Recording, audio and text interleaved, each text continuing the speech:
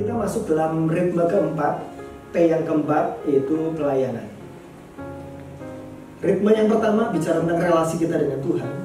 Ritme kedua masih dalam relasi kita dengan Tuhan, bagaimana Tuhan berbicara kepada kita melalui firman-Nya. Ritme ketiga, persekutuan, bicara tentang bagaimana kita berrelasi satu sama lain di dalam. Ritme keempat ini berbicara bagaimana kelompok kita menjadi berkat bagi orang-orang yang tidak ada dalam luar kelompok, untuk sesuatu yang eksternal, bukan sesuatu yang internal. Pada dasarnya, ritme pelayanan itu berarti adalah kita berbagi pelayanan dan misi. Kita sedang menjawab pertanyaan, apa yang ingin rindu kita lakukan bersama-sama bagi Tuhan melalui kelompok kita. Ada beberapa hal yang bisa kita lakukan. Yang pertama, kelompok kecil kita itu perlu menjadi missional community, bukan hanya sekedar menjadi komunitas yang ada untuk diri sendiri. Kita belajar dari kisah para rasul, bagaimana orang-orang sangat kuat di dalam persekutuan ke dalam, tetapi bagaimana mereka menjadi kesaksian di luar. Kelompok kecil seharusnya bukan menjadi kelompok yang internal fokus. Internal fokus sesuatu yang penting, tetapi akan menjadi kelompok yang eksklusif jika kita berhenti pada internal fokus. Firman yang kita pelajari, persekutuan kita satu sama lain membuat kita dimampukan untuk menjadi kesaksian di luar dengan lebih baik. Itulah yang disebut sebagai missional community. Kita menjadi komunitas untuk bermisi. Nah, ada beberapa hal yang bisa saya sarankan di sini. Yang pertama, melalui kelompok kecil kita bisa membangun yang disebut sebagai gaya hidup penginjilan atau lifestyle evangelism. Lifestyle evangelism kita sudah pelajari bersama bahwa itu terdiri dari 3 hal. Yang pertama adalah prayer, kedua care, ketiga share. Prayer, kita berdoa untuk orang-orang yang belum terima Kristus, orang-orang yang masih menantikan kabar keselamatan dari Kristus.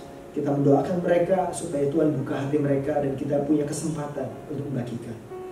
Kemudian care, kita memperhatikan orang-orang yang sedang kita doakan. Yang ketiga, kita share.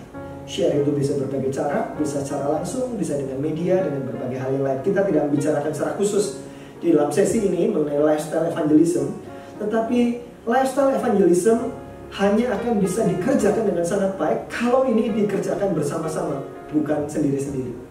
Ketika kita mengerjakan sendiri-sendiri, ada waktunya kita semangat, ada waktunya kita kendor. Ada waktunya kita semangat berdoa untuk anggota keluarga kita misalnya. Tetapi setelah sekian tahun tidak ada perubahan, kita mungkin kendor. Kita memperhatikan orang demikian juga. Kita membagikan, kadang-kadang kita juga lebih butuh banyak pertolongan mengenai hal ini. Lifestyle evangelism akan sangat baik, akan bisa dikerjakan dengan lebih maksimal ketika kita ada dalam kelompok kecil. Nah, kalau kita berada dalam kelompok kecil, mari kita manfaatkan kesempatan ini untuk membangun external focus small group dengan cara membangun bersama-sama lifestyle evangelism untuk orang-orang yang ada di dekat kita. Bagaimana dengan orang-orang yang jauh? Orang-orang yang berada dalam suku-suku terabaikan.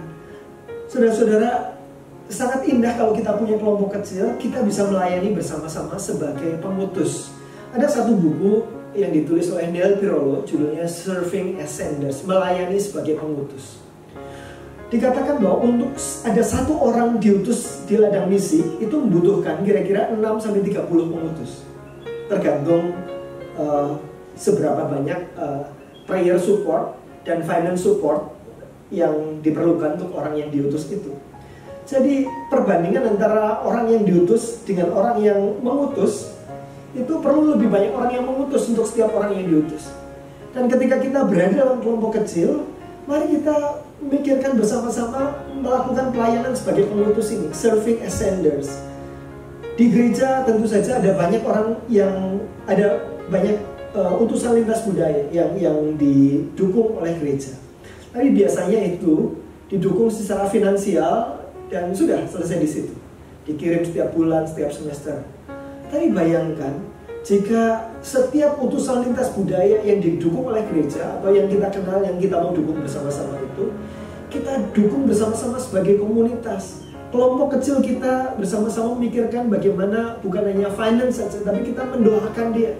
Kita ada komunikasi langsung dengan utusan lintas budaya ini, di mana pokok doa dari lapangan bisa kita doakan bersama-sama. Dan kalau ada kebutuhan utusan ini, misalnya anaknya ulang tahun, atau keluarganya ada yang sakit dan sebagainya, kita bisa memikirkan apa bersama-sama. Kita bisa gerakan anggota kelompok kita untuk menuliskan kartu ulang tahun dengan anak-anak kita, mereka kirim kado bersama-sama. Waduh, itu akan memberikan dukungan luar biasa bagi para utusan lintas budaya yang banyak mengalami tantangan dan kesepian di lapangan.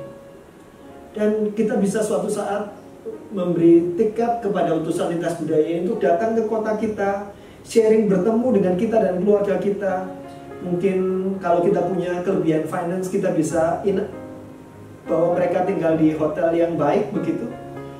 Dan itu menjadi tempat di mana mereka bisa menyegarkan diri sebelum kembali lagi menghadapi tantangan di ladang pelayanan.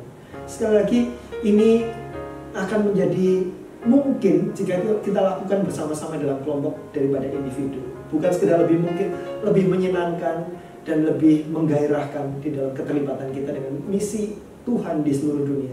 Jadi kelompok kecil bukan hanya tentang kelompok kecil ini saja, tapi bagaimana kita mempengaruhi lingkungan di sekitar kita, bahkan di suku-suku terapeka.